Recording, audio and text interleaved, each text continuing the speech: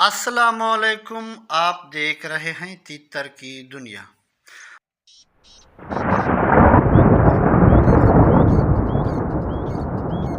राजा अजीम 5867 की आईडी से by comments करते हैं कि क्या आसमानी बिजली चमकने से, गिरने से, उनसे जो साउंड, जो आवाज़ पैदा होती है, उनसे तीतरों के अंडे का नुकसान होता है कि नहीं।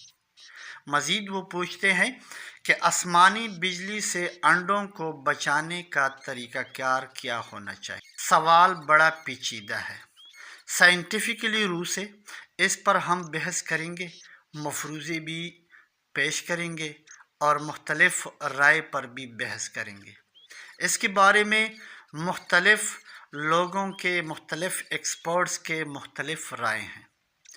कुछ एक्सपर्ट्स का, लोगों का ख्याल है कि आसमानी बिजली के गिरज से जो आवाज़ पैदा होता है वो इतना ज़्यादा शदीद होता है कि अगर आपके तितर के अंडे इंक्यूबेशन प्रोसेस में है, ख्वाह वो इंक्यूबेटर में हो या तितर मुर्गी वगैरह किसी चीज़ के नीचे हो, आखिरी आयाम में हो, तो इसमें यानी अंडों में जो चिक्स होते हैं, जो बच्चे होते हैं, वो मर जाते हैं, यानी वो नहीं निकल पाते और वो कभी अंडों से नहीं निकल पाते। जबकि कुछ एक्सपर्ट्स का ख्याल है कि दूसरे हफ्ते से लेकर आखिरी 3-4 दिन में जब अंडों के हो, तब अंडों में जो चिक्स होते हैं, बच्चे होते हैं, उसके मरने के चांसेस ज़्यादा होते हैं अगर इन दिनों में स्टॉर्म हो, थंडर स्टॉर्म हो, यानी गरज चमक की आवाज़ हो। लेकिन इनमें बच्चे क्यों मरते हैं, अंडों से चिक्स क्यों नहीं निकल पाते, इसकी रीज़न क्या है? एक्सपर्ट के मुताबिक इसके रीज़न एक से ज़्यादा हैं और हर बंदे की, हर एक्सपर्ट्स की अलग अलग राय हैं। अंडों में ह्यूमिडिटी लेवल जो है वो बहुत कम हो जाता है, जिसकी वजह से अंडों में मौजूद एम्ब्रियो जो होता है, जिनसे बच्चा नशनुमा पाता है, वो ज़ाया हो जाता है। जबकि कुछ कहते हैं कि गिरज की ज़ोरदार आवाज़ से अंडों के अंदर जो वेसल बने होते हैं, जो बच्चा बढ़ोतरी के प्रोसेस में होता है, उनके अंडों में वेसल बने होते हैं, वो शॉक की वजह से डिस्टर्ब हो जाते हैं और ज़ाया हो जाते हैं।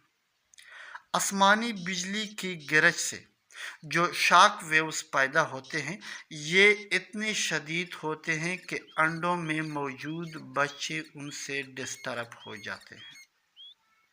बहरहाल ये सारे मफरूज़े और आरा में कुछ न कुछ सदाकत मौजूद है, लेकिन साइंटिफिकली ये प्रूव है कि गिरज की आवाज़ एक हद, यानी इसका एक हद मुकर्रर है, अगर उनसे ज़्यादा होता है जो कि अनबॉर्न बच्चे के लिए, जानदार के लिए नुकसानदेह साबित हो सकता है।